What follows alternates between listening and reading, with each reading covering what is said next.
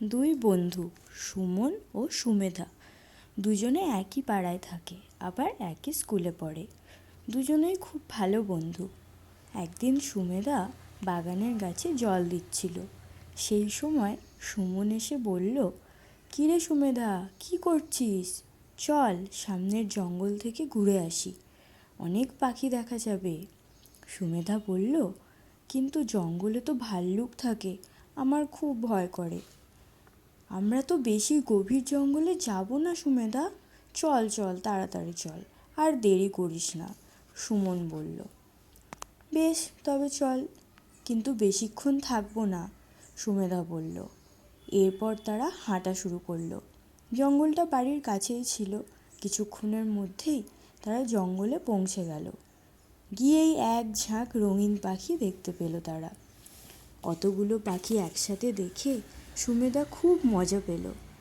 তাই দেখে সুমন বলল, কিরে, খুব তো বলছিলি আসবি না, এখন কার মজা হচ্ছে? সত্যি, না এলে খুব মিস হয়ে যেত রে, সুমেধা বলল। তারপর তারা গল্প করতে করতে জঙ্গলের বেশ গভীরে চলে এলো। কিছুক্ষণ পর সুমেধা দূর থেকে একটা কালো রঙের কিছু দেখে চমকে উঠল।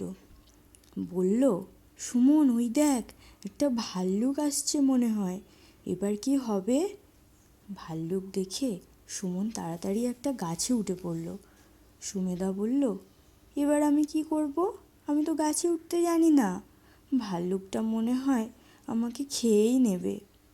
সুমন বলল, মাটিতে মরার মতো করে শুয়ে থাক, ভাল্লুক মরা মানুষ খায় না। সুমেধাও তাড়াতাড়ি মরা মানুষের মতো মাটিতে শুয়ে পড়ল। কিছুক্ষণ পরে ভাল্লুকটা এসে সুমেধাকে শুঁকে চলে গেল। ভাল্লুকটা চলে যেতে সুমন গাছ থেকে নেমে সুমেধাকে জিজ্ঞাসা করলো, এই ভাল্লুকটা তোর কানে কানে কি বলছিল রে?